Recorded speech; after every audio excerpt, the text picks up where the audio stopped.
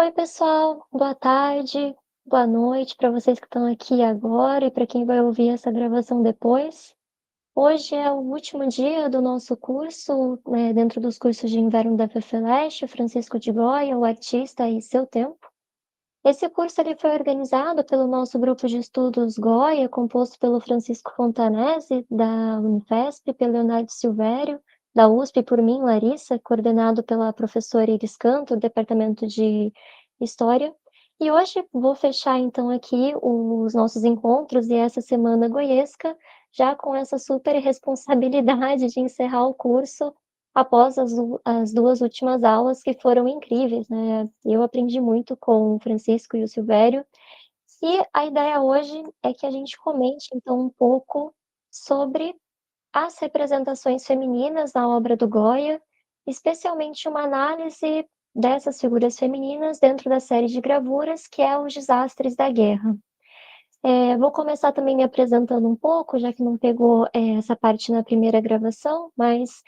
eu faço atualmente o mestrado no programa de História Social da Universidade de São Paulo, orientada pela professora Iris, e com a bolsa da CAPES, mas a minha trajetória com o Goya começou já faz um tempinho, né? Vou fazer esse percurso com vocês também. Mas logo que eu entrei na graduação em História, na USP, em 2018, no currículo antigo nós tínhamos duas disciplinas, que era História Ibérica 1 e História Ibérica 2, e foi nas aulas de História Ibérica 2, em que a gente fazia análise de algumas fontes na segunda parte da aula, que eu tive contato pela primeira vez com a série dos Desastres. Eu não conhecia a série,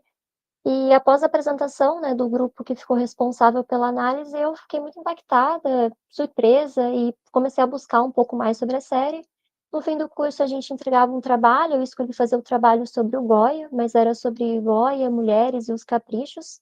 Mas aí, com o tempo, após pensar um pouco mais sobre isso, eu mudei de série de novo e voltei para os Desastres, que foi onde eu fiz a minha iniciação científica ao longo da graduação. A partir daí ficaram algumas questões e que eu estou trabalhando novamente no mestrado, né, agora. Para a apresentação de hoje, eu preparei aqui essa estrutura só para apresentar os 5 pontos centrais que eu pretendo discutir com vocês. Então, o primeiro é comentar um pouco sobre as perspectivas historiográficas dentro do campo da história das mulheres e da história das relações de gênero, para a gente entender também um pouco sobre as produções sobre mulheres e ilustração na Espanha. E aí a gente passa para depois, no segundo momento, para discutir sobre duas publicações muito interessantes que circulam aí na segunda metade do século XVIII, que é o texto do Benito Jerônimo Feijó e outro da Josefa Marie Bourbon, que são textos que discutem sobre a defesa da capacidade das mulheres, para depois de discutir um pouco sobre esses textos, entender a polêmica em que eles, né, propagam e as discussões em torno dessas publicações, a gente vai discutir sobre alguns papéis sociais desempenhados por essas mulheres vinculadas à aristocracia e à ilustração espanhola, especialmente os desempenhados nas tertúlias e nos salões, e um pouco sobre aquelas que ingressam nas reais academias de arte, para depois a gente falar, enfim, sobre as invasões napoleônicas e a presença das mulheres nesses conflitos e mergulhar, por último, em uma análise dos desastres da guerra. Bem, como eu comecei apresentando então, a ideia desse primeiro slide é a gente discutir um pouco sobre essas perspectivas historiográficas, né? O campo de estudo sobre a história das mulheres, ele vai se configurar enquanto um campo historiográfico a partir da década de 60, em grande medida motivado pelos movimentos feministas e pela crise epistemológica dentro do campo das ciências humanas. E uma referência fundamental, né, nesse primeiro momento são os trabalhos da historiadora francesa a Michelle Perrault. Os primeiros trabalhos dela na década de 70 vão marcar, então, essa primeira fase na produção do conhecimento, onde ela vai questionar a invisibilidade, que marca essa primeira. Espera gente, só deixar a Daniela entrar aqui. Mas ela vai, então, questionar a invisibilidade das mulheres dentro das narrativas oficiais e também o silenciamento das fontes históricas, especialmente no livro dela, Minha História das Mulheres. E ela vai argumentar que é a partir dessa dupla chave de omissão, tanto de invisibilidade quanto do silenciamento, mas que apesar disso as mulheres elas sempre foram descritas, citadas, representadas e mencionadas nas fontes, e muitas vezes são menções que acabam gerando certos enclausuramentos dessas figuras em torno de estereótipos. Porém, a abordagem proposta pela Perrault ela vai gerar algumas críticas, especialmente essa abordagem vai ser considerada insuficiente para compreender algumas experiências plurais e ambíguas. E a gente vai ter na década de 80, que vai ganhar destaque, a investigação da Joan Scott, especialmente no campo da história das relações de gênero, com o artigo Gênero, uma categoria útil para análise histórica, em que a autora propõe, então, o conceito de gênero enquanto uma categoria para análise, para investigar as maneiras pelas quais as sociedades representam o gênero e utilizam dessas elaborações nas regras sociais, nas organizações de poder. E ela vai colocar que, a partir do momento em que a gente usa, então, o gênero como essa categoria histórica, a gente consegue observar a forma como se constroem esses estereótipos e também desestabilizar certos essencialismos que às vezes podem aparecer nas análises. E aqui eu queria citar também só o trabalho da historiadora brasileira, a Maria Odila da Silva Dias, que desde aí da década de 60, 70 tem trabalhos pioneiros no campo de história das mulheres e das relações de gênero, mas ela tem um artigo muito interessante que é Novas Subjetividades na Pesquisa Histórica Feminina, em que ela argumenta para a necessidade do pesquisador de que, além de historicizar a própria ideia de gênero, ele trabalha, então, historicizando os outros conceitos que ele mobiliza, seja o conceito, por exemplo, de espaço público, espaço privado,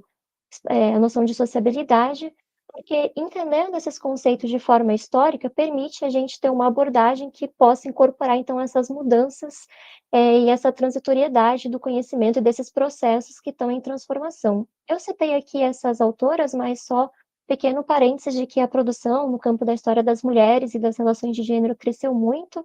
nos últimos anos, né, com várias vertentes específicas, né, o feminismo decolonial, por exemplo, ou então outras questões, mas aqui só citei essas três para inserir um pouco o debate com vocês. Mas agora eu já volto para a gente pensar na questão desses estudos de história das mulheres, história das relações de gênero na Espanha. A gente vê que essa renovação historiográfica, ela vai aparecer na Espanha aí por volta da década de 70, com as primeiras teses publicadas em 74, com trabalhos, então, preocupados em recuperar essa memória histórica e incluir as mulheres nessas narrativas dentro dessas mudanças estruturais. Pensando agora na questão mulheres e ilustração, a Mônica Boluffer, que é uma historiadora espanhola, ela vai dizer que as primeiras análises do contexto, né, se pensando nas mulheres e na ilustração, o esclarecimento na Espanha, elas vão se deter principalmente nos assuntos que é sobre a publicação do Feijó, que a gente vai discutir na sequência, e também sobre a presença delas como escritoras e sócias das juntas de damas, que são algumas instituições que a gente vai discutir também. E parte desses estudos são motivados também pelas jornadas de investigação interdisciplinares promovidas pela Universidade Autônoma de Madrid. A partir das décadas seguintes, nas décadas de 80 e 90, a gente vai ver também um aumento nesses estudos, e eu queria chamar a atenção para uma publicação que eu acho muito interessante, que é essa aqui que eu coloquei a capa primeiro, que é da própria Mônica Boluffer, que o título é Mulheres, Ilustração, a construção da feminilidade na Espanha do século XVIII, em que a autora, então, ela é uma contribuição fundamental para a gente entender a presença feminina nessa conjuntura das luzes. E ela vai discutir, logo na introdução do livro dela, que o debate entre os gêneros é algo que muito longo na história e que ele vai aparecer também durante o contexto da ilustração espanhola, embora muitas vezes ele tenha passado despercebido pela historiografia.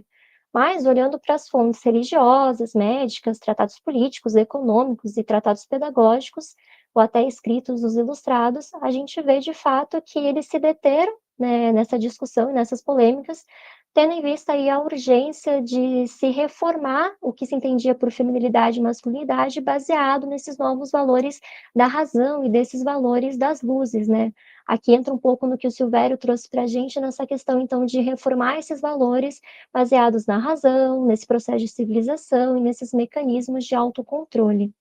Depois dessa publicação da Bonhoeffer, aí a partir dos anos 2000, a gente tem uma historiografia crescente sobre o tema, com muitos outros trabalhos, e aqui eu queria chamar a atenção também para alguns trabalhos de pesquisadoras norte-americanas, como a Therese Ann Smith, que eu coloquei aqui, esse livro dela, e também a Elizabeth Lewis, e junto a esses estudos sobre as mulheres no campo das letras, ganham também cada vez mais espaços os estudos sobre as mulheres artistas, né? Esse é um campo também que tem as suas publicações como marco, como o texto da Linda Nochlin na década de 70, que é Porque Não Houveram Grandes Mulheres Artistas, e que depois é revisto e trabalhado pela Griselda Pollock em outras publicações, e que são trabalhos interessantes porque eles vão justamente questionar a questão da originalidade e da genialidade, e de que forma nós podemos inserir essas mulheres artistas dentro desses cânones da arte. E pensando no caso espanhol, além da Teresa Smith, que trabalha no segundo capítulo do livro dela sobre as mulheres nas academias de São Fernando, a gente tem uma tese de doutorado que foi defendida recentemente, em 2018 ou 2019, que é da Maria Ángeles Pérez Martins, Ilustres e Ilustradas, que eu coloquei embaixo aqui a tese dela, Acadêmicas de Belas Artes na Espanha, século XVIII e XIX, que também tem contribuído para aprofundar, então, sobre a presença das mulheres nas academias, de que forma elas entraram, quem são essas mulheres, quais as limitações. E aqui a ideia desse slide, então, foi trazer um pouco sobre esses trabalhos que foram sendo desenvolvidos ao longo do tempo. Agora, passando para um segundo ponto e voltando para a questão dos debates sobre a questão de gênero na Espanha Ilustrada, como eu disse, né, e aqui de acordo com a Mônica Bulver, a gente vê que tem um grande empenho desses ilustrados em transformar, então, essa sociedade baseado nesses novos valores da ilustração, né. Antes, inclusive, a gente vê que tem uma ideia que circula muito, e aqui filósofos me corrijam se eu estiver errada, mas muito baseada na ideia aristotélica, que seria da mulher enquanto esse ser incompleto, né, como um homem que deu errado. Essa ideia começa a ser um pouco revista a partir de algumas novas vertentes desse modelo iluminista, mas como a gente viu, o modelo em si não é único, né, são várias vertentes diferentes, e uma delas aí mais ligada ao Rousseau, por exemplo, trazia a ideia da mulher então como um ser complementar, mas também junto à ideia da mulher, dessa ideia da natureza feminina e também como o papel dela é reduzido ao espaço privado, como um agente apenas reprodutor e destinado, então, ao cuidar do filho e do marido. Mas para além, então, dessa configuração e dessas ideias ilustradas, eu queria chamar a atenção para uma publicação bem interessante que a gente tem em 1726, que é o primeiro volume do Teatro Crítico Universal de Erros Comuns, publicado pelo monge beneditino, que é o Benito Jerônimo Feijó e Montenegro. Mas por meio desse texto, ele pretendia divulgar então uma crítica ilustrada e criticar diversos preconceitos que circulavam na sociedade. Esse é um livro composto por vários ensaios, e dentro deles a gente tem um ensaio que é intitulado Defesa das Mulheres. E nesse ensaio, o Feijó ele procurava justamente dissuadir alguns preconceitos em torno dessas mulheres e argumentar sobre a capacidade intelectual das mesmas. E essa publicação ela marca o início de um vívido debate, tanto entre aqueles que eram a favor das teses do Feijó, quanto aqueles que eram contra, né. Só beber uma aguinha aqui.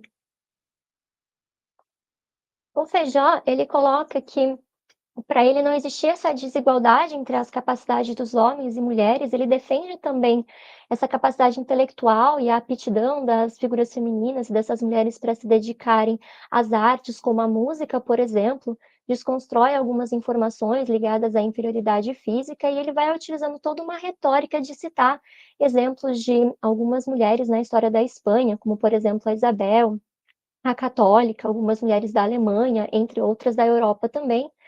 e apesar de toda essa construção que o Feijó faz, quando chega no ponto de trabalhar a questão mulheres e religião e os preceitos da Bíblia, ele acaba ficando um pouco mais refém aí das leituras bíblicas. Mas a questão é que esse trabalho, né, embora pareça bem original em certos aspectos, vale ressaltar que o Feijó ele não é um gênio isolado, ele faz parte, ele está alocado em um extenso debate, né, sobre a querela das mulheres, que é um debate que já aconteceu há muito tempo, que é trazido aqui na Espanha, e o trabalho dele está discutindo junto com outros autores, né, do período.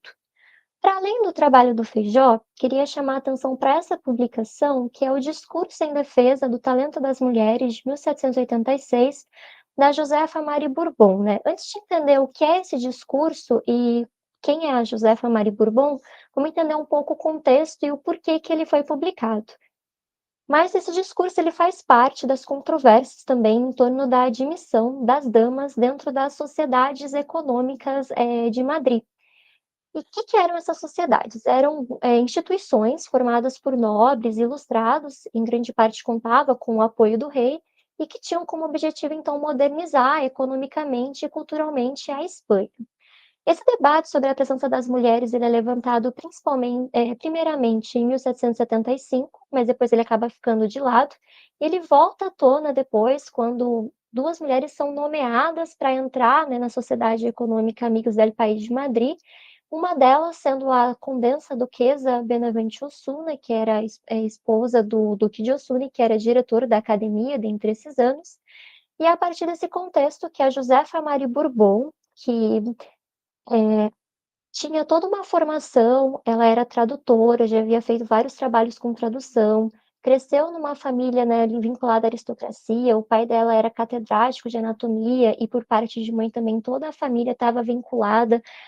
à parte de medicina, então ela cresceu junto com professores, rodeada pela nobreza, participando informalmente de tertúlias e conversas promovidas por esse círculo de pessoas, e tendo em vista todo esse debate que volta à tona da admissão das mulheres, que ela vai publicar esse texto dela.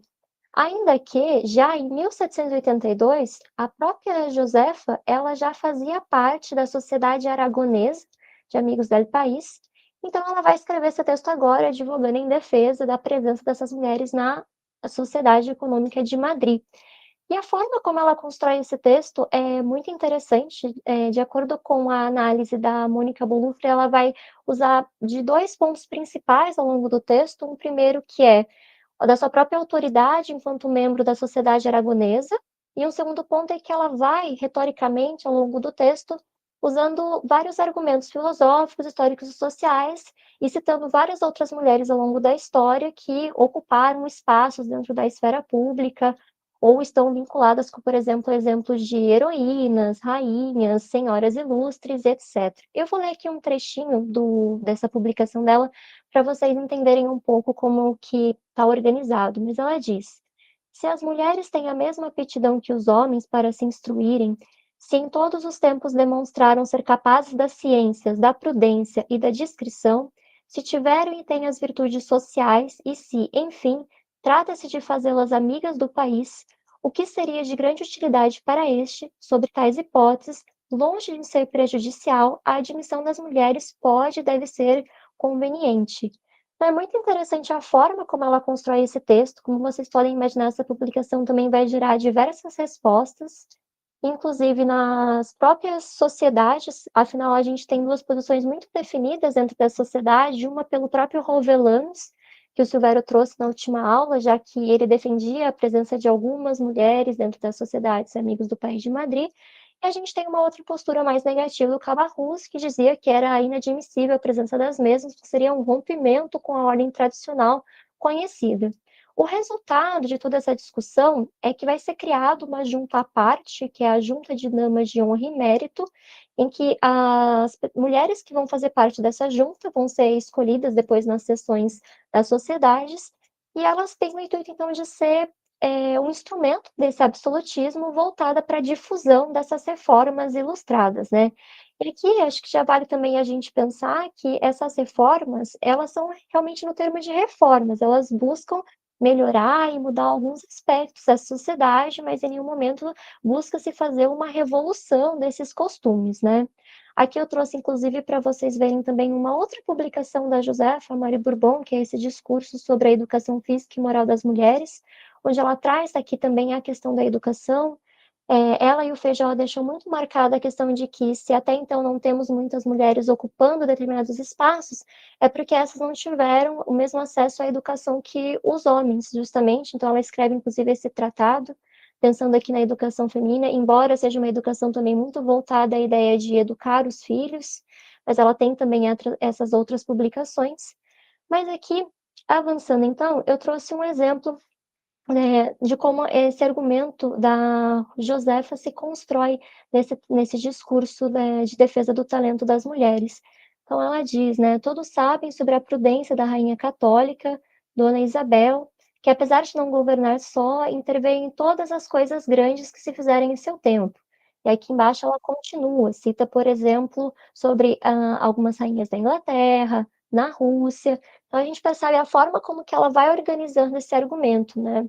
Aqui eu trouxe do lado também para vocês verem uma própria gravura que é feita da Isabel de Castela. Vocês podem ver que ela é citada em vários desses textos, né? Como esse modelo, inclusive. E aqui trouxe essa imagem para a gente adentrar e discutir em mais uma fonte, que são as galerias de mulheres fortes, ou chamadas galerias de mulheres ilustres. Bem, o que é essa fonte, esse gênero? Esse é um gênero que é recorrente desde a antiguidade, e ele é desenvolvido de forma particular ao longo do século XVI e XVIII,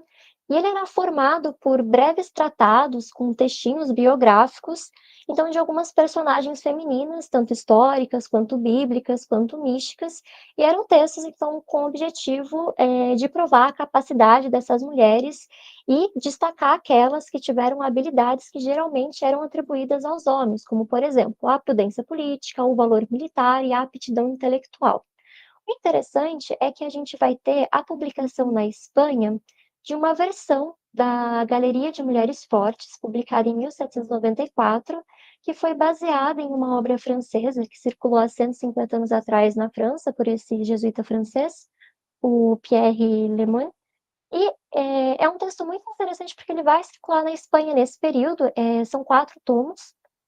dividido entre as fortes judias, as fortes bárbaras, as fortes romanas e as mulheres fortes cristãs, né? E ele era sempre organizado na forma de ter uma gravura para introduzir, depois o texto, uma reflexão moral sobre as atividades e o que elas desempenharam, e depois uma reflexão ainda comparando algumas mulheres contemporâneas daquele período que se equiparassem a essas senhoras, né, que aparecem nesses catálogos. A Mônica Boluffer, que eu já citei para vocês, ela tem um artigo muito interessante onde ela analisa esses catálogos e ela diz que eles têm uma postura ambígua, porque eles trazem um debate em torno da exceção feminina, né? E se por um lado eles permitem que mulheres brancas, nobres, da burguesia, elas construíssem todo esse argumento em defesa da capacidade feminina dentro desse contexto de querela das mulheres e de debate, por outro lado, a gente vê que eles tratam esses modelos de forma excepcional, então é destinado a apenas algumas mulheres, né? E esses catálogos, eles acabam afirmando essa diferença que se torna insuperável entre grupos privilegiados e grupos que não são privilegiados. Aí, até o momento, vocês podem estar se perguntando, né, por que falar desse catálogo nesse momento? O interessante é que ele foi destinado, né, ele foi feito, dedicado à duquesa de Osuna, que é quem aparece aqui nessa imagem no frontispício do catálogo. E quem fez o desenho da imagem da duquesa de Osuna, que depois foi gravado pelo Fernando Selma, foi o próprio Goya, né, que inclusive já tinha feito alguns retratos para a família nesse momento, o que me faz pensar que ele está tendo, de certa forma, então, acesso a essa tradição de mulheres ilustres e a forma como elas são representadas dentro desses catálogos, sendo que as gravuras que estão dentro, né, desse documento não são do Goya, apenas o desenho do frontispício, né, as gravuras que estão dentro, elas foram feitas pelo Fernando Selmo e pelo Mariano Brandi. Mas aqui, né, se a gente falou um pouco sobre a duquesa de Osuna e essa relação que o Goya tinha com a família, trouxe aqui alguns retratos para a gente olhar junto. Então, a gente vê que a duquesa de Osuna, aqui do lado esquerdo, ela foi uma das mecenas do Goya. Ele fez vários quadros para serem colocados na sua casa, né, no campo, sobre cenas de bruxaria, de feitiçaria, além de vários retratos da família e dela também. E ela foi uma das mulheres mais ilustres dentro desse período. Ela desenvolveu uma boa relação com a intelectualidade de Madrid. O seu palácio, na sua casa de campo, era um ponto de encontro e debate entre esses intelectuais, como, por exemplo, o Leandro Francis Moratin, que também era um amigo do Goya, o Rovellanos, e há autores aí que supõem que talvez o Goya tivesse frequentado algumas vezes esses espaços, que eram espaços que a gente chama de salões, né, ou tertúlias, que eram espaços informais de cultura, conversação e de encontro entre esses ilustrados e essa aristocracia, né? E aqui é importante ressaltar que os autores colocam que, embora os salões espanhóis eles não tenham tido a mesma vitalidade ou influência que os salões italianos, franceses ou ingleses, é importante destacar que várias aristocratas espanholas elas desempenharam um papel de destaque organizando esses eventos, né? Além disso, a duquesa de Osuna, ela foi presidente da Junta de Damas de Honra e Mérito, que eu comentei com vocês, que estava inserida naquela polêmica do texto da Josefa Mari Bourbon, prestando diversos serviços vinculados à educação, à indústria, práticas de caridade, participando também de outras temáticas, então, vinculadas a essa reforma desses costumes, né. Aqui a gente tem, então, à esquerda esse retrato do Goya, que faz essa representação da duquesa, a gente vê que ela usa uma veste mais vinculada aos trajes, né, de Paris, da capital francesa. A gente vê, como o Francisco apresentou também nas últimas aulas, esse fundo aqui que é construído de maneira mais escura, mas que realça e destaca para a gente, essa figura, feminina, quase como a projetando, né, pra frente aqui do quadro. E nós temos também aqui ela representada com esse chapéu, um grande detalhe dado aqui para as roupas, segura o leque numa mão, aqui parece ser uma sombrinha do outro lado. E a gente vê então essa pose ereta, essa personalidade no qual é representada a duquesa, que inclusive foi mencionada também em vários relatos e cartas até de viajantes estrangeiros, né. Tem a Lady Holland, que era uma dessas viajantes que passou na Espanha nesse período, que descrevia a duquesa de Osuna como uma das mulheres mais ilustres de Madrid. Além dos salões promovidos pela duquesa de Osuna, a gente pode comentar também sobre aqueles realizados pela duquesa de Alba, que também contava com a presença desses ilustrados, né, desses intelectuais, muito alguns os mesmos que frequentavam da duquesa de Osuna. E aqui ela também tem essa relação com Goya, porque é por volta aí na década de 90 que os duques de Alba, eles começam então a ser esses mecenas do Goya. Há uma carta, se eu não me engano, do Goya ao Zapatri, que inclusive ele vai apontar que a duquesa de Alba chega, né, no seu ateliê pedindo que ele produza um retrato dela, e aí começa então essa relação mais próxima entre eles, além do que eu já tinha comentado com vocês anteriormente, que ele passa um tempo, em Saloncar, na casa da duquesa. Aqui eu trouxe também esse retrato para a gente observar junto a forma como ele constrói e a representa. Então é uma pose de autoridade, ela está vestindo esse traje de marra, é um vestido negro, ela aparece aqui de pé sobre essa paisagem ao fundo, a gente vê até a presença de um pequeno rio aqui às costas dela. E o interessante dessa imagem, aqui embaixo, acho que não vai dar para ver muito, mas ela aponta para o chão e está escrito Solo Goya. Por muito tempo, esse Solo Goya, para os estudiosos, era uma prova evidente da relação amorosa entre a duquesa e o Goya, porém essa relação vem sendo muito discutida, né, se de fato aconteceu. Mas a gente pode perceber, inclusive tem uma análise que está num catálogo dos retratos, né, feitos do Goya, que é organizado pelo Javier Bey, se eu não me engano, depois eu posso colocar o nome dele certinho aqui, onde ele vai dizer que ao invés de representar, assim, uma prova da relação amorosa entre eles, seria na verdade uma referência de que o Goya estava orgulhoso de ser então o pintor da duquesa e dessa representação. Ai, obrigada, Francisco Xavier Bray. E aqui, passando para esse último retrato que eu queria chamar a atenção, é o da Marquesa de Villafranca, que é uma representação muito interessante que o Goya faz dela, porque nessa cena, então, a gente vê a Marquesa representando, o seu marido nesse quadro. E essa imagem, ela nos ajuda a pensar um pouco sobre as possibilidades e as limitações de ingresso dessas mulheres nas academias de arte espanhola. Antes de entrar nessas questões, queria fazer uma análise muito pontual do retrato, mas vejam como ele se constrói, né, ao mesmo tempo em que nós temos representados na imagem essa mulher que está segurando um pincel, tem aqui no outro braço tiento, essa haste que ajuda aqui a apoiar o a gente tem até aqui ao fundo uma palheta e tá pequenininho, mas não dá para ver, mas tem o nome dela escrito na palheta, inclusive a disposição das cores é muito parecida à forma como que o Goya representou outros pintores e outras palhetas, né. Então a gente vê essa relação dela com esse ofício do artista e esses materiais que aparecem, mas ao mesmo tempo a gente vê a forma como que ela se posiciona. Então ela está distante da tela que ela está trabalhando, que ela está pintando,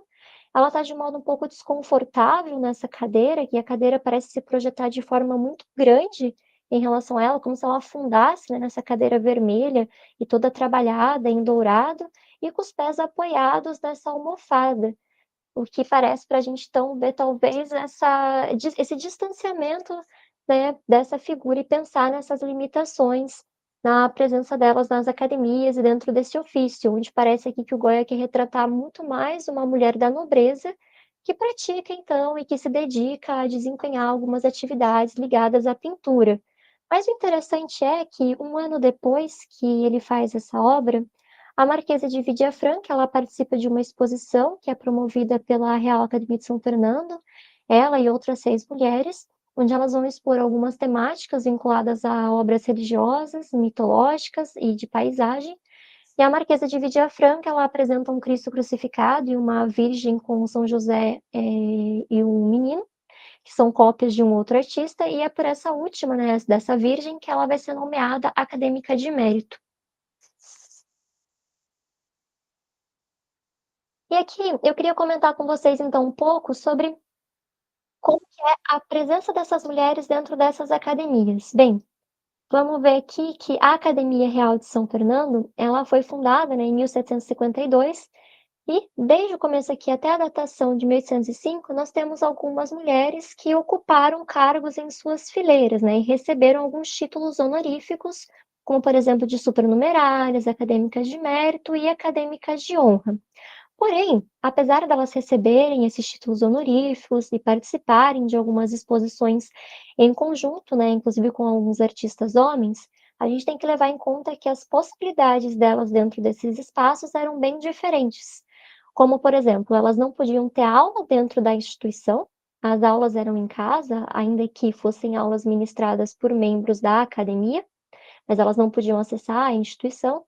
E também fica evidente, né, por uma questão que, inclusive, a historiografia, que estuda a questão das mulheres artistas, aponta que elas não tinham acesso ao estudo do modelo vivo, né, ao estudo do nu, que é um fundamental para a produção da pintura histórica,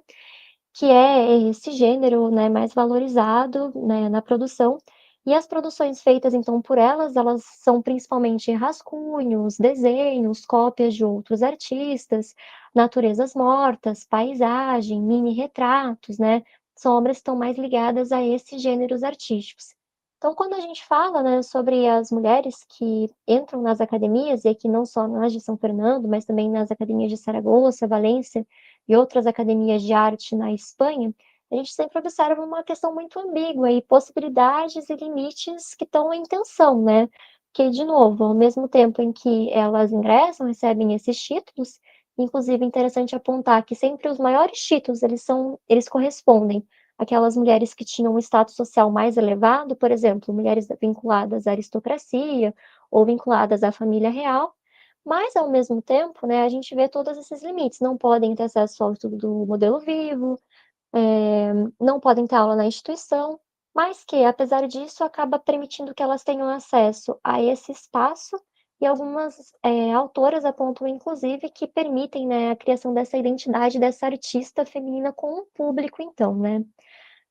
Aqui eu trouxe até para vocês verem algumas das obras que a gente tem e a situação que ela se encontra, inclusive. Então, aqui do lado esquerdo, a gente tem essa obra da Marquesa de Vidiafranca, Maria Tomasa Palafox e Portocarrero. Vocês podem ver até que ela está um pouco destruída aqui na lateralzinha, né? E é uma representação que é uma cópia de outro artista. E aqui a gente tem outros dois estudos e desenho, né, da irmã da Marquesa de Vidiafranca, a Maria Ramona Palafox e Portocarrero, mas que mostram para a gente também que elas conheciam, né, os principais processos, sabiam fazer as cópias, estavam ligadas a esses cânones, a esse repertório que circulava, então a gente sempre enxerga essa presença delas nas academias dessa forma um pouco mais ambígua. Se até o momento, então, eu comentei um pouco sobre as mulheres e a ilustração, as questões de gênero na Espanha, a gente entra agora no segundo ponto, que é falar sobre a presença delas dentro do contexto das invasões napoleônicas, né, e como que a gente vai ver essa crise de modo mais generalizado na Espanha. Então, retomando um pouco, né, em 27 de outubro é firmado o Tratado de Fontainebleau através do Godoy, que era o valido do Carlos IV, e isso vai autorizar com que as tropas francesas, elas cruzem os Pirineus rumo a Portugal, porque esse tratado, né,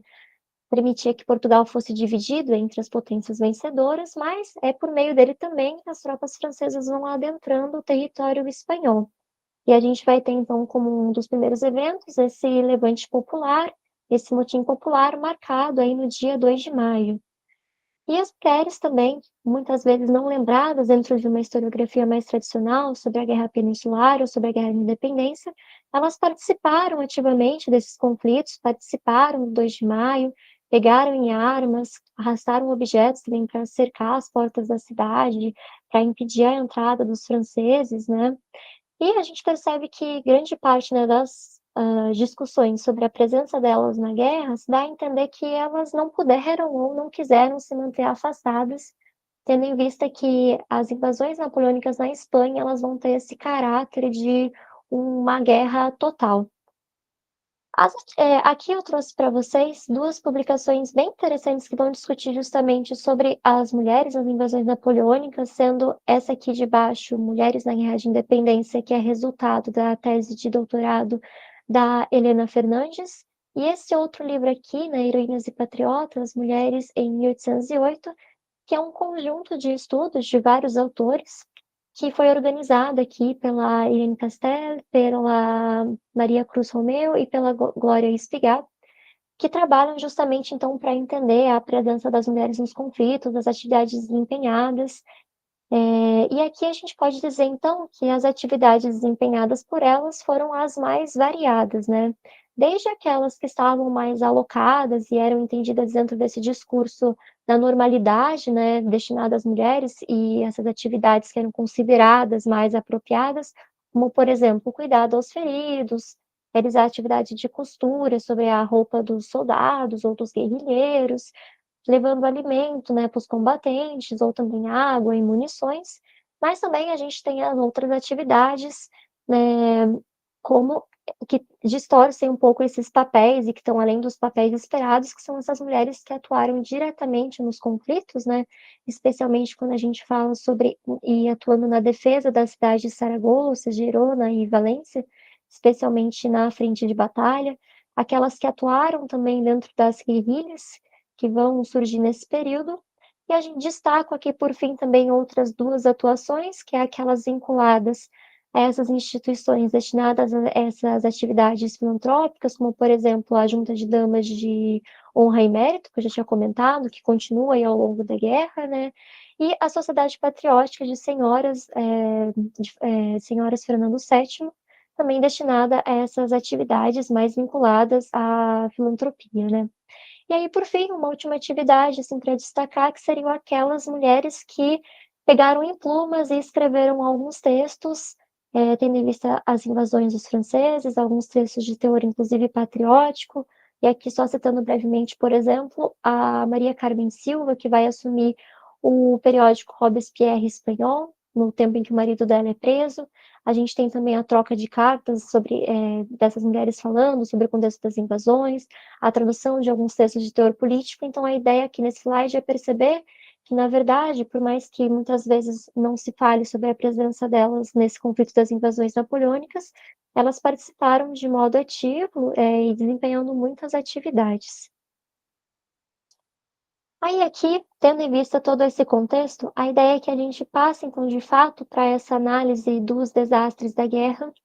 e eu queria discutir com vocês, então, alguns aspectos sobre a materialidade dessa série de gravuras, para aí depois a gente, de fato, analisar as representações femininas que vão aparecer dentro dos desastres.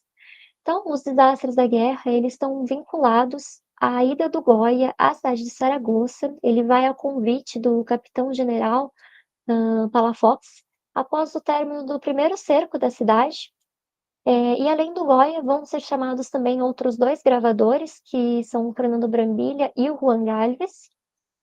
E é interessante a escolha desses artistas, né, o Goya inclusive diz que ele vai se ausentar das suas atividades e vai para Saragoça com o intuito de registrar, então, a glória dos habitantes, e também a escolha do Juan Gálvez e do Fernando Brambilla, que seriam 3 artistas, então, que teriam cargos de prestígio já em Madrid, os tornando escolhas óbvias para o general, para que eles fossem responsáveis, então, por registrar, eh, essa ação dos heróis locais, tendo em vista as invasões napoleônicas. O Gálvez e o Brambilla, eles vão produzir uma série que vai ser publicada e vai circular nesse período, que é a série chamada Ruínas de Saragoça. Eu trouxe algumas imagens mais para frente para a gente comparar com a série do Goya. E essa série do Gálvez e do Brambilla, ela é composta de 36 gravuras. Os temas são sobre retratos dos heróis, grande parte dos retratos são retratos masculinos, temos apenas 4 retratos de mulheres. O segundo tema dessa série de gravuras que passa são as cenas das principais batalhas, e a gente tem também aquelas cenas destinadas às ruínas deixadas, né, na cidade de Saragoça após a invasão das tropas francesas. A série das ruínas de Saragoça, assim como a série do Goya, elas foram feitas com a técnica água forte e água tinta. A série do Goya conta ainda com uma diferença, que é que algumas pranchas se utilizou um pouco da aguada, que é uma outra técnica também vinculada à produção calcográfica e à produção de gravuras em metal. E aqui fazendo um breve parênteses sobre a questão da gravura e aí como a estampa começa a circular no Ocidente, a gente vê que é por volta do século XV, primeiro por meio da xilogravura e depois por meio da talha-dulce, mas até o século XVIII a gente já vai ter outros 5 processos ligados à atividade da gravura em metal, sendo aqui o burril, a ponta seca, a água forte, a água tinta e a madeira negra, né, uns utilizados de forma mais total e outros apenas para fazer algumas gravações mais acessórias dentro da mesma prancha, né.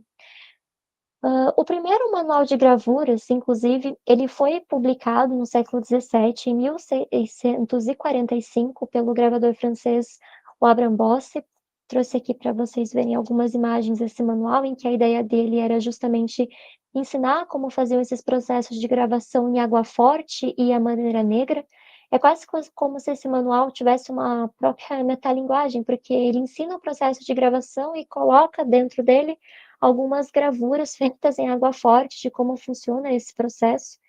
Esse é um manual que também teve a sua circulação, ele foi publicado e traduzido, né, para o espanhol, publicado nas oficinas do Joaquim Barra em 1761, e o historiador de arte, o Juan Carret Parrondo, afirma inclusive que o Goya possivelmente conhecia esse manual, ele tinha acesso, porque geralmente eles eram publicados em formato menor, fácil para guardar no bolso e qualquer coisa fazer uma consulta caso necessário. Mas aqui as imagens que eu trouxe para vocês observarem, eles são de uma versão portuguesa, que foi produzida pela tipografia Arco do Cego, em 1801, e a gente tem um exemplar desse manual na USP, na Biblioteca Brasileira Mindley, é muito interessante, e inclusive recentemente foi feita uma tradução desse mesmo manual pela EDUSP, pelo Marco Pucci, que faz alguns comentários e depois tem a tradução dele também. Caso vocês se interessem, vale a pena dar uma olhada, né. Mas aqui, pensando um pouco então sobre essas técnicas da gravura, da produção gravurística, da água forte, da água tinta, queria comentar um pouco sobre quais foram os materiais usados pelo Goya para a produção então dos desastres. A Jerusa Veiga, que é uma historiadora da arte espanhola, ela vai dizer que grande parte dos desenhos preparatórios do Goya, ele usou uma qualidade de papel um pouco inferior à que ele estava acostumado a utilizar, ele não usa um papel holandês que ele costumava, né, utilizar para fazer os seus desenhos, então, e isso mostra para a gente, inclusive, a escassez dos materiais em meio a esse contexto de guerra total e em meio aos conflitos, né? Isso fica mais evidente, inclusive, quando a gente vê que ele corta, né, o metal para ir aproveitando, inclusive em algumas gravuras ele grava dos 2 lados, né, do cobre. Agora, sobre a questão da impressão dos desastres, é um terreno um pouco mais espinhoso, porque a gente não sabe, né, qual foi a gráfica que foi impressa. A gente sabe apenas que o Goya ele não tinha nenhuma prensa na sua casa, então ele provavelmente foi em alguma gráfica próxima para realizar a impressão. E a gente tem apenas uma única tiragem de prova que foi feita dos desastres, e tá aqui no slide que era para ele ter passado. Espera aí, gente, vamos ver se ele vai agora. Mudou para vocês o slide? Acho que agora foi. Que é então essa única tiragem de prova Mudou que ele sim. tem. Agora foi, obrigada. Que ele deixa com o seu amigo, o Sam Bermudes, que o Silvério tinha comentado ontem, que é a única, então, tiragem que a gente tem feita nesse contexto das invasões napoleônicas, e a gente vê que ela tem ainda esse título que é diferente do que a gente se refere, né, que a gente fala os desastres, mas é que o título Fatais Consequências da Sangrenta Guerra em Espanha com Bonaparte e outros caprichos enfáticos, em 85 estampas, inventadas, desenhadas e gravadas, pelo pintor original Dom Francisco de Goya Vicentes, em Madrid. Então ele vai deixar essa tiragem de prova que ele faz para o CEAM e hoje ela se encontra no Museu Britânico, né. Agora, sobre as pranchas da série, elas foram deixadas pelo Goya para o seu filho, o Javier, que vai deixar depois para o seu neto, o Manuel, e elas vão chegar nas mãos da Academia de São Fernando apenas em 1862, vão chegar 98 cobres, 80 referentes aos desastres e 18 aos disparates, e eles vão ser publicados pela primeira vez oficialmente em 1863, impressos nas oficinas Laurenciano Potenciano, sendo a primeira, então, publicação oficial da série. A Vega vai informar, inclusive, que as lâminas elas foram vendidas, né, esse conjunto de 90 pranchas por 28 mil reais, e isso resultou em uma tiragem de primeiro 500 exemplares, mas só com 80 gravuras, e que depois foi incorporada à série outras duas gravuras, que é a número 81 e 82, Fiero Monstro e Esto es lo Verdadero, que depois foram então compradas, separadas e acrescentadas à série. Nesse slide eu trouxe aqui para vocês verem então a diferença dessa tiragem de prova, que está no Museu Britânico, que é essa aqui do lado esquerdo, e essa aqui, que é a primeira publicação oficial feita pela Real Academia de São Fernando, em 1863. Então, a gente percebe que essas imagens, de fato, elas não circularam dentro desse contexto, né? E a discussão sobre o porquê elas não circularam também é discutida pelos vários pesquisadores. Acho que a grande parte aponta dois pontos centrais, né? Um primeiro seria devido ao processo de restauração do governo do Fernando VII, então possivelmente essa série não seria aceita, poderia resultar problemas ao Goya, tendo em vista ainda a sua ligação que ele tinha com a corte. Acho que pela aula do Silvério ontem a gente já percebeu que o teor da série é um teor que mostra extremamente a violência das invasões napoleônicas, né? São imagens bem fortes e impactantes. E acho que outra questão também que vale a pena pensar é na questão mercadológica, pensar se de fato essas estampas elas seriam compradas, né? Nesse contexto das invasões napoleônicas, quando a gente olha para as outras gravuras, né, e o tema delas, que estava sendo produzido, eram gravuras muito voltadas à construção dos heróis, e aqui pensando principalmente nos heróis masculinos, que participaram dos conflitos, construção de cenas de batalha, né,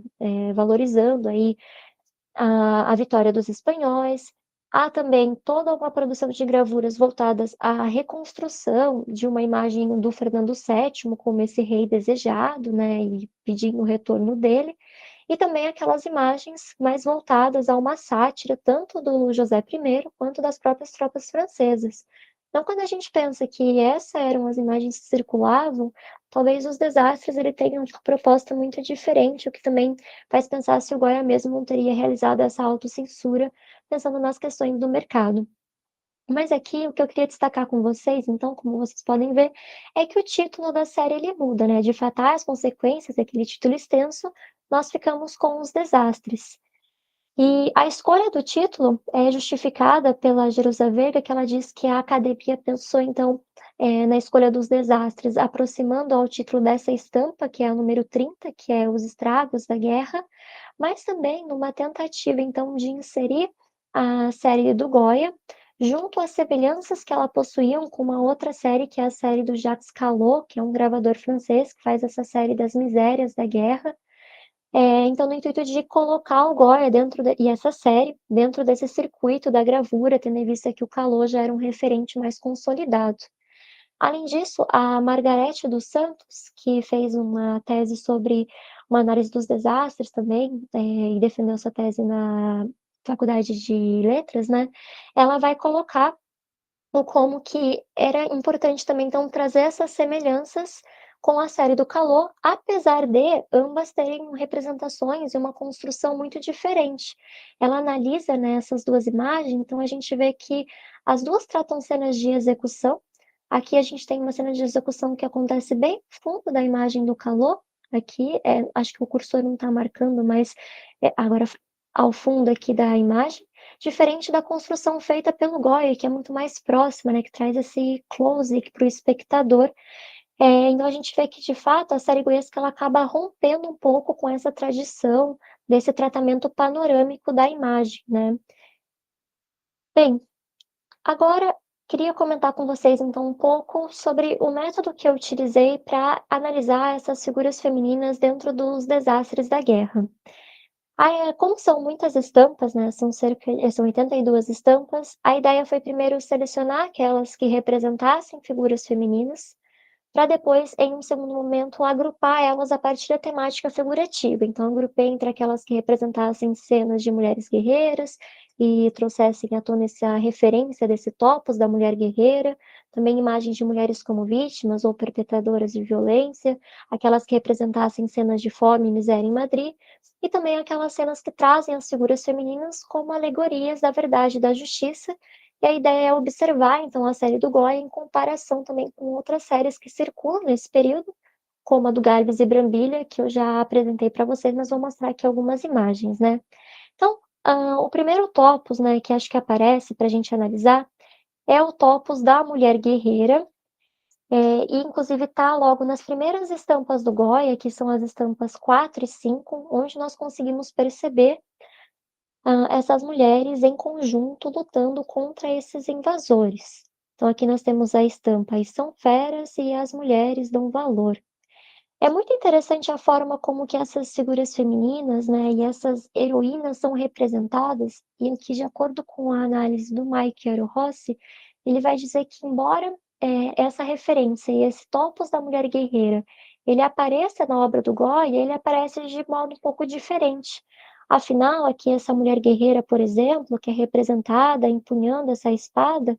e a única face que a gente tem acesso na imagem é uma face de terror, é uma face de melancolia, é uma face horrorizada por esses horrores da guerra. Aqui, nessa outra imagem também, embora a gente perceba, por exemplo, alguns arquétipos comuns e referências comuns dentro dessa cultura visual, como, por exemplo, aqui atrás, novamente, essa mulher guerreira que está segurando uma arma, na frente essa mulher, essa mãe feroz e protetora, que está aqui atingindo com uma lança a virilha desse soldado, e até aqui no canto a imagem dessa mulher que está olhando para cima, segurando o punhal, que remete à figura da Lucrécia, esses significados, né, esse repertório, ele é modificado para justamente trazer à tona esses horrores e essa violência dos conflitos. Acho que isso fica mais evidente quando a gente compara, por exemplo, com a construção que é feita pelo Garbes e Brambilha. Então vamos ver, né, tanto na série do Goya, quanto nessa imagem aqui principalmente, nós temos mulheres que em conjunto elas estão lutando contra os invasores franceses. Porém, nós temos 2 diferenças, né, marcantes e que marcam ambos os conjuntos, que diz respeito tanto à questão espacial, quanto à questão, né, dos títulos e das legendas embaixo. Por exemplo, enquanto aqui no Gálvez e no Brambilha nós vemos que tem-se uma preocupação em construir toda essa arquitetura no fundo da imagem, até uma preocupação em refletir sobre a destruição arquitetônica patrimonial da Espanha, né, devido aos bombardeios causados pelas invasões francesas. Em oposição, no caso do Goya, em grande parte das imagens, nós temos fundos que não é possível identificar nenhuma característica espacial e que é possível também você meter e dizer: "Olha, ele fez essa estampa representando tal lugar". Então a gente tem já essa diferença entre as séries e outra a respeito das legendas, né. Muitas vezes a série do Goya, Os Desastres, traz essas legendas pra gente que são um pouco ambíguas, né, de difícil interpretação, muitas vezes até irônicas. Diferente da construção das imagens do Gálvez e do Brambilha, que apresentam, então, essas legendas que são quase uma descrição dos eventos, né. Aqui está um pouco pequeno, mas o título já diz: "Combate das Zaragozanas contra os invasores franceses", e embaixo ele vai dizer: "Ah, aconteceu na praça tal, no dia tal, contou com tal ação". Então é justamente, essas diferenças que vão marcar aí essas 2 séries. Se no primeiro momento, então, essas heroínas, elas são representadas, né, em conjunto, nós também temos essas representações isoladas dessas heroínas, como aparece, por exemplo, na gravura número 7, que é uma das gravuras mais, conhecidas dos desastres, que trazem justamente essa representação que grande parte dos estudiosos diz ser da Agostina de Aragão. A Agostina de Aragão é o nome que depois vai vir a ser conhecido, então, a Agustina Saragossa Domènech. Ela nasce em Barcelona e ela se casa, o primeiro casamento dela é com um militar, e ele acaba tendo que se mudar para Saragoça, e ela vai estar lá quando acontece esse primeiro cerco, né, com as tropas napoleônicas. E grande parte dos relatos conta, então, que ela estava ajudando animando os guerreiros que estavam lutando contra os conflitos e até distribuindo alimentos e munições. Quando, né, o encarregado aqui de manusear esse canhão, ele acaba sendo atingido, ele cai e é ela então que vai manusear esse canhão e atuar aí diretamente contra as tropas francesas. Sobre Agostina de Aragão, e antes de entrar propriamente na análise dessas imagens, tanto aqui comparando o Goya quanto o Garbes e o Brambilla, vale destacar que, após esses feitos, ela já recebeu uma condecoração, ela foi nomeada pelo general Palafox, recebeu o título de artilheira, passou a receber também um salário de R$ 6 por dia, e até o fim do cerco, a lenda dela se espalha e ela é conhecida então como essa principal heroína, e as imagens da Agostina de Aragão, inclusive as imagens construídas pelo Garbes e do Brambilla, vão se tornar, essas imagens dessa memória histórica desse conflito. E entender também, então, que a própria imagem da Agostina, ela passa por esse processo de mitificação, da construção do mito dessa heroína, e que vai ser apropriado depois em vários momentos e com histórias e narrativas contadas de também formas diferentes. Depois vai ter uma biografia que é feita pela filha dela sobre ela, que traz também outras questões. Vão ser feitos alguns filmes também sobre a Agostina de Aragão, especialmente dentro do contexto do franquismo na Espanha, então a gente vê que essa heroína e essa lenda, ela foi constantemente reapropriada depois, inclusive aí vai ser utilizada para a construção dessa ideia de nacionalidade, dessa ideia de Estado-nação na Espanha. Feito esse parênteses, voltamos aqui para a análise das imagens em si, e a gente já percebe uma construção diferente entre a série do Gálvez e Brambilla e a imagem do Goya, né? Então percebam aqui que no caso da série do Goya, nós temos essa mulher, ele não dá nome para ela, o nome da gravura é Equivalor, então ela está de costa, ela se posiciona, né, frente a esse horizonte onde está acontecendo essa cena bélica, e ela é colocada em uma ação direta, manuseando o canhão, e o espectador, nós não temos acesso ao seu rosto, ela está de costas para a gente, e aparece aqui nesse primeiro plano, em destaque, eh, construindo essa imagem triangular aqui, onde ela sobe no corpo desses soldados. No caso da imagem do Gálvez e do Brambilla,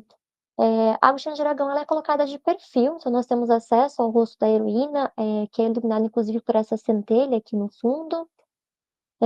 Ela se coloca de costa para toda a cena bélica e para todo o conflito que se desdobra aqui atrás dela. A gente tem até a referência a essa cesta de alimento que aparece nesse primeiro plano da imagem, porque a gente já consegue perceber, então, algumas diferenças entre a construção do Goya e a construção do Garbes e Brambilla. Mas acho que as diferenças elas ficam ainda mais evidentes quando a gente observa esse rascunho que foi feito pelo Juan Gálvez e foi descartado, inclusive, ele não integrou a série, justamente porque os gravadores acharam que essa não seria uma imagem convincente da heroína, mas ela é muito parecida com esse outro quadro que o Juan Gálvez produziu, da Agostina de Aragão. Então, nas duas, a gente vê essa figura feminina que basicamente ela posa nessas imagens, ela está apoiada nesse canhão, novamente de costa para todo o conflito bélico que se desenrola ao fundo, e aqui a gente vê que ela não interage, né, com esse objeto bélico.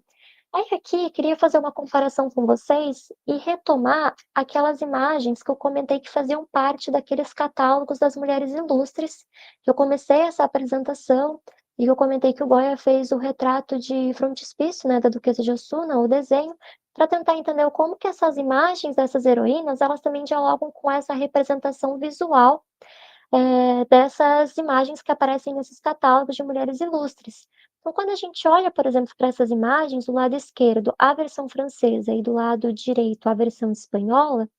nós temos a representação aqui da Débora, em que essa parafernália bélica, né, esses objetos como espada, esse elmo, o escudo, né, esses acessórios colocados aqui no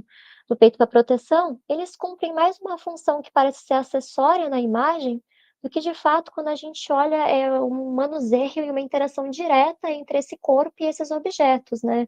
É quase uma construção realmente cenográfica do uso desses objetos, o que é muito similar a essas imagens aqui, né, do Juan Gálvez, e que é diferente em grande parte tanto da construção que o Goya faz, até da imagem de fato escolhida para se representar A Agostina de Aragão, então a gente que foi escolhida para incorporar as ruínas de Saragoça. Então a gente consegue perceber aí as diferenças na composição entre esses conjuntos iconográficos. Para além da Agostina de Aragão, foram representadas também dentro da série do Juan Gálvez e do Fernando Brambilla, essas outras 3 mulheres, que são a Maria Agustín, a Casta Alves e a Condensa de Burreta, todas participaram também do Cerco de Saragoça, e é muito interessante como que essas 3 imagens, elas se aproximam muito mais dessa construção representada nesses catálogos, né, onde a gente tem mais uma vez, elas são de costas, né, para todo o desenrolar do conflito que ocorre, os objetos bélicos, especialmente aqui pensando no caso da Condensa de Burreta e da Casta Alves, eles cumprem uma função mais acessória, né, elas apenas seguram o objeto, como forma a mostrar aqui o seu valor bélico, e é interessante que elas direcionam o olhar sempre para a oposição do que esses homens ao fundo estão se direcionando, é quase como se elas estivessem indicando um caminho, então convocando eles para uma situação e que eles estão seguindo caminhos opostos, né. Então mostram construções bem diferentes dessas heroínas. Mas para além desse topos da mulher guerreira que aparece nessas 2 séries, o Goya ele se dedica em 5 estampas a retratar as cenas de violências sexuais. Então, as estampas No Quieren, que é a número 9, Tampoco, a número 10, Ni por essas, a número 11, Amarga Presença, a número 13, e Já no hay tempo, a número 19, tratam cenas, então, que fazem referências às violências sexuais e cenas de estupro, né. Quando a gente olha para essa imagem aqui, que é a estampa número 9, a gente vê no centro, então, uma jovem que ela é agarrada por esse homem, deixa eu direcionar aqui, que ela é agarrada por esse homem e ela com a outra mão tenta arranhar o rosto dele, enquanto o rosto dela mesmo está escondido, né, e apoiado aqui nesse outro braço. E a gente vê que à direita uma senhora com uma adaga ou uma faca, parece que vai atingir aqui o pescoço do agressor. E toda essa cena de horror, ela se desdobra, né, frente aqui a esse único elemento que a gente distingue, né, consegue perceber na imagem, que é essa roda d'água, que parece que remete à identificação dessa cena, então, num ambiente rural. Eh,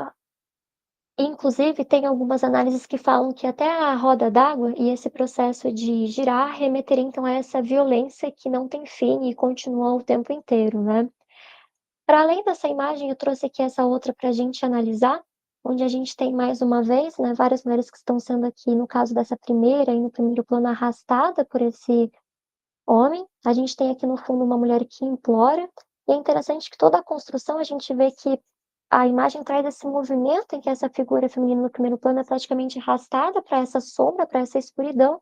e a parte mais iluminada aqui da imagem, a gente tem um único elemento identificado, que é essa igreja, né. E interessante pensar também que se nessas imagens de heroínas bélicas a gente tem geralmente, especialmente na série do Goya, fundos que não tem nenhum objeto identificado, aqui nessas estampas, pelo contrário, ele escolhe utilizar de alguns elementos que nos permitem identificar um pouco esses cenários. Mas aqui, né, de acordo com a análise do Mike Rossi, ele vai dizer que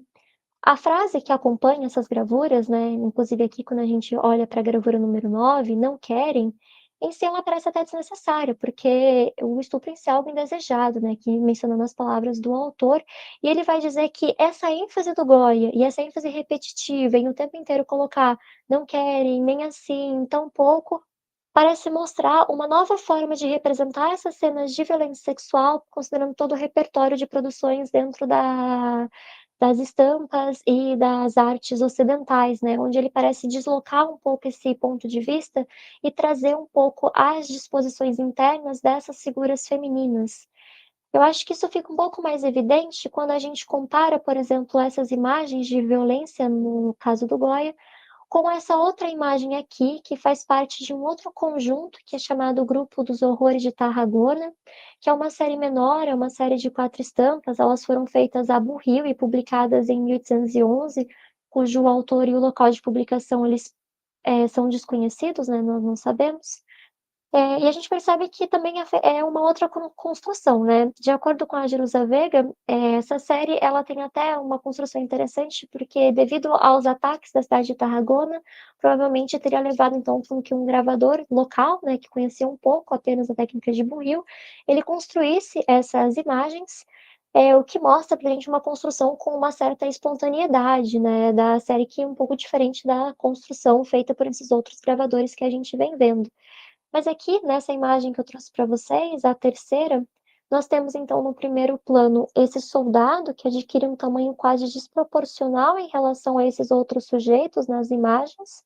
E aqui no fundo, ao lado esquerdo, a gente vê essa figura feminina praticamente encurralada, de costas, atingida por uma espada por esse soldado, e a legenda explica pra gente, né, que essa donzela, ela prefere a morte antes de ceder ao torpe desejo do seu inimigo no presbitério da catedral na noite de 28 de junho de 1811. Então aqui a gente vê que mais uma vez essa questão das legendas é um ponto, né, de diferença entre a série do Goya, e aqui essa análise que parece deslocar então para essa subjetividade, para as figuras femininas nessa construção. Bem, para além dessas imagens, então, desse grupo identificado na série do Goya, queria mencionar também aquelas imagens que fazem referência às cenas de fome que atingiram aqui a cidade de Madrid por volta do ano de 1812. E o Goya tem algumas estampas que tratam justamente sobre. Então aqui a gente tem, por exemplo, essa imagem, Caridade de uma Mulher, essa gravura, a número 49, onde, de acordo com a interpretação da Elizabeth Lewis, que eu acho que é bem interessante também, ela vai colocar que nós temos ao fundo o que seria uma mulher e que faria parte então desses círculos da aristocracia, que está acompanhada de algum membro da igreja, e aqui no primeiro plano nós temos a sua serva, que é quem está distribuindo alimentos para esses famintos dentro da capital madrilenha e da cidade, né.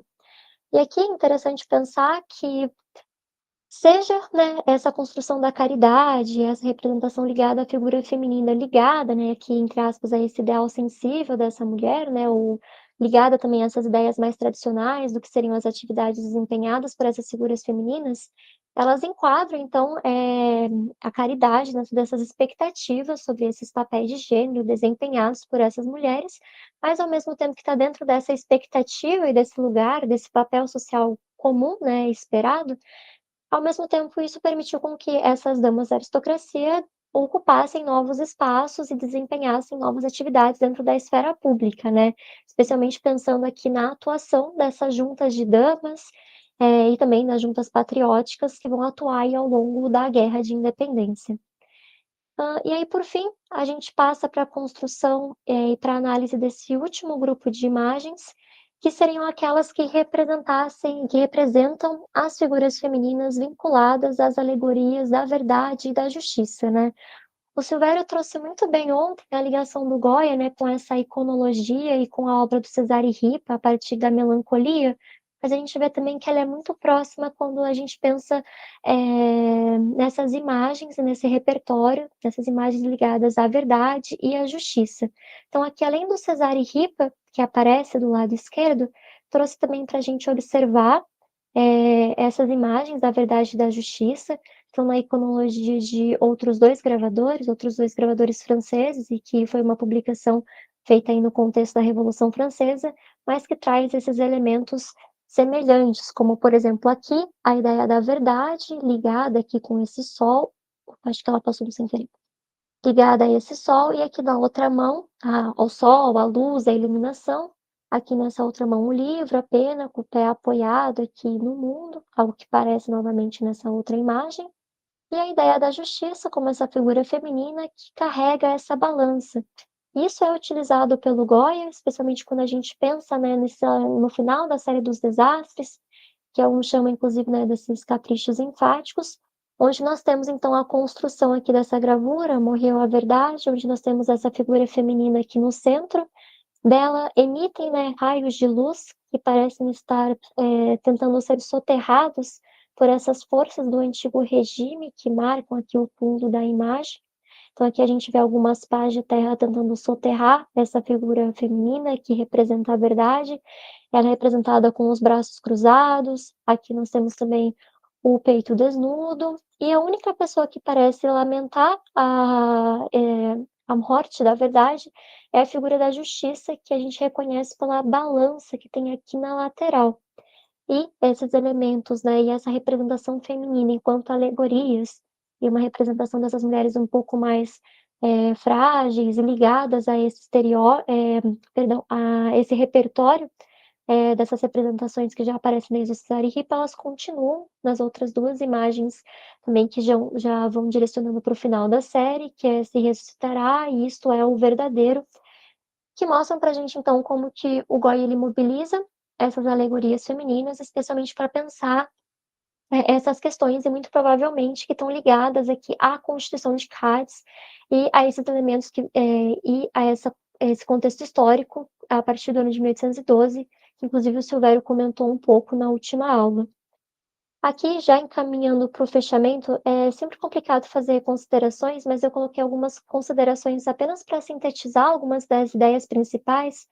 mas pela exposição a gente consegue perceber que os desastres, eles trazem uma pluralidade de representações femininas e representações em que elas desempenham papéis sociais diferentes dentro desse plano da visualidade. Então, ora, há aquelas, representadas como heroínas e dentro desse topos da mulher guerreira, que a gente também viu que é um topos em grande medida retrabalhado pelo Goya. A gente tem também as cenas que representam imagens de violências sexuais, e cenas de estupro. Temos também imagens das mulheres como vítimas e também como perpetradoras da violência. Eu acabei não trazendo, mas tem a imagem que a gente viu ontem, que é aquela populacho, que mostra essas figuras femininas atuando diretamente, então, como perpetradoras e agentes da violência. E por fim, aí ao final da série, como alegorias da verdade e da justiça, e a gente consegue perceber também que a produção do Goya, ela está alocada e ela dialoga com esses outros gravadores, e com essa produção cultural espanhola. Aí aqui eu deixei também as fontes, um pouco das referências e agradecer vocês por terem me escutado aqui, e por terem participado conosco dessa semana goiesca. Eu vou interromper aqui o compartilhamento e vou parar de gravar, mas eu queria mostrar um videozinho rapidinho para vocês, quero ver se vai dar certo agora. Aí depois a gente pode conversar junto. Só um minutinho, gente.